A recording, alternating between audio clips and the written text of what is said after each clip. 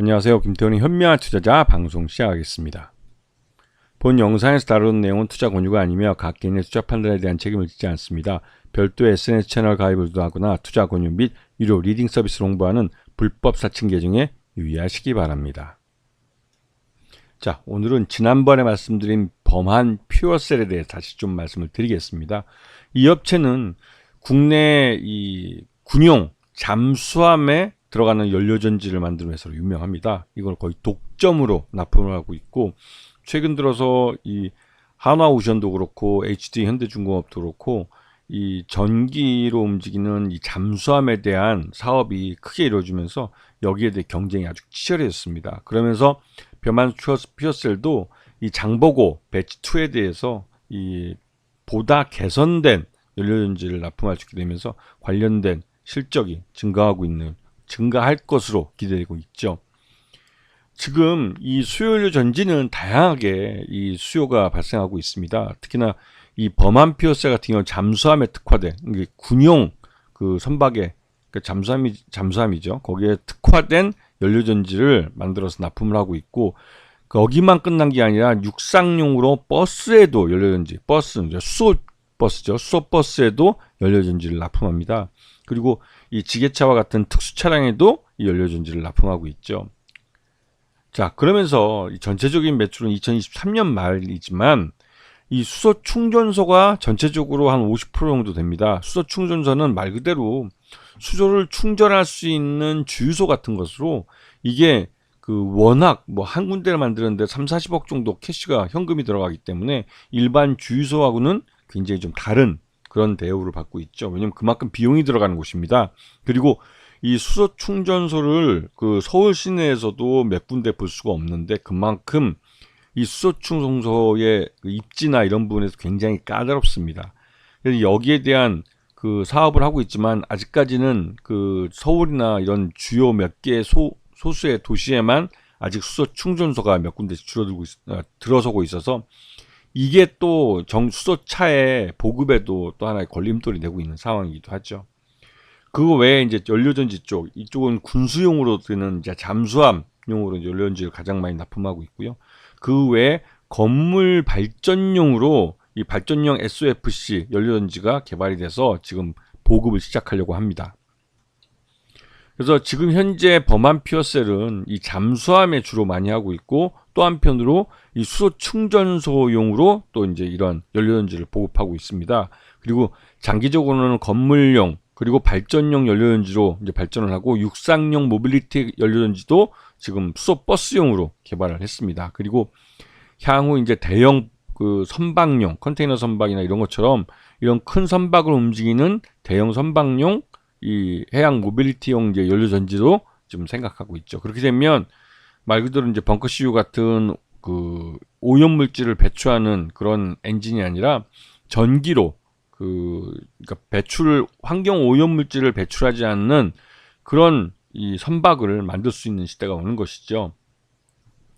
이 범한 산업은 이러한 압축기로 이제 원래 성장을 했던 회사인데, 여기서 수요연료 전지 쪽으로 범한 퓨어셀을 통해서 이 수소 산업에 본격적으로 진출했습니다. 그리고 이 수소에 특화되어 있는 범한 자동차 같은 경우 수소 전기 버스를 만들고 수소 전기차를 만들고 있기 때문에 관련된 매출을 일으키고 있죠.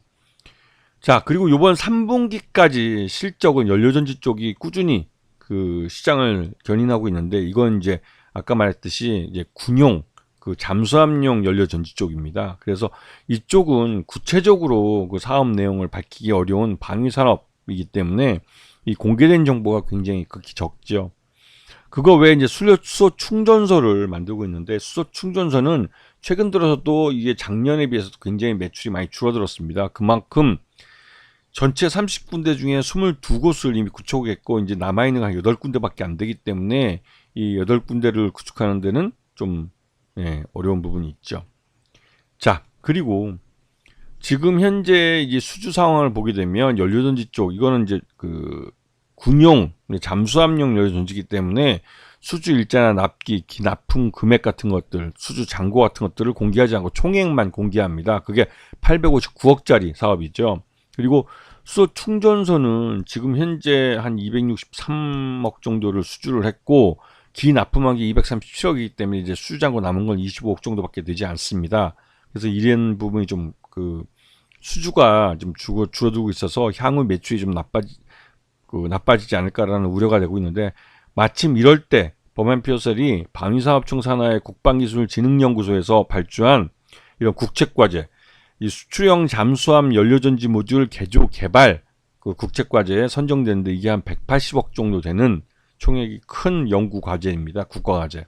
여기에 예, 수주를 함으로 해서 그 나름대로 좀 한숨을 돌릴 수 있게 된 것이죠.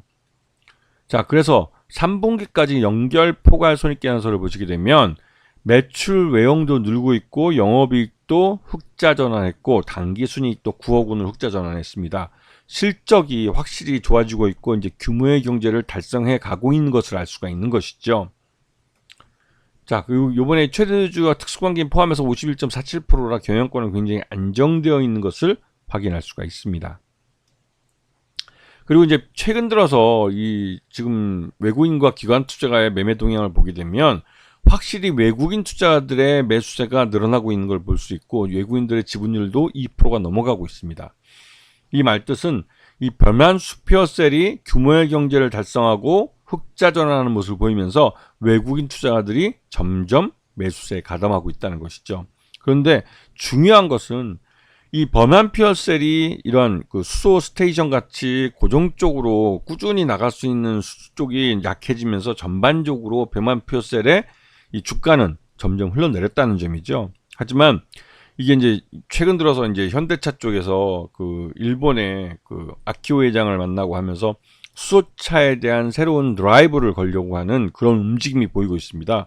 이건 정의선 회장이 직접 그 일본 그 도요타 자동차의 아키오 회장을 만나서 수소차를 다시 한번 좀 이렇게 이 협력을 해서 수소차 분야에 대한 이런 투자를 늘리고 기술을 부양하자 뭐 이런 얘기를 하신 것 같은데, 그러면서 이 범한피어셀도 수소 연료 버스를 또 갖고 만드는 계열사를 갖고 있기 때문에 이 모빌리티 분야, 이 잠수함뿐만 아니라 이 자동차 분야에서도 이런 그 연료전지 쪽을 사용할 수 있는 수소 연료전지를 사용할 수 있는 그런 개발을 또 할 수도 있는 것이고, 특히 현대차 같은 대기업이 수소차 분야에 다시 한번 드라이브를 걸게 되면 수소차 자체가 시장이 훨씬 이제 커가는 그 수소차의 이 성장을 그 가속화시킬 수 있는 그러한 기회로 작용합니다. 그런 면에서 범한피어셀은 방위산업인 그 이 잠수함용 연료전지라는 그 특수한 사업 분야. 근데 이 분야는 정부에서 발주를 해야만 이 실적을 낼 수 있기 때문에 이런 부분 때문에도 성장에는 좀 제한이 갑니다. 그래서 이제 범한피어셀이 민간 분야에서 이제 수소 연료 버스나 수소차에 대한 연료전지를 만들어야 되는데요. 이런 부분에서 현대차가 적극적으로 시장을 넓혀주면 범한피어셀에게도 기회가 늘어나게 되는 것이죠. 그런 측면에서 최근 들어 외국인 투자가들이 범한피어셀에 대한 그 선취매를 하고 있는 것으로 볼 수가 있습니다. 이거는 범한피어셀의 3분기까지 실적이 좋아지고 있어서 4분기 때도 이러한 실적 개선이 이어질 수 있다는 기대감이 있고, 그럼에도 불구하고 주가는 계속 하락했기 때문에 싸게 살 수 있는 기회라고 생각하는 것이죠.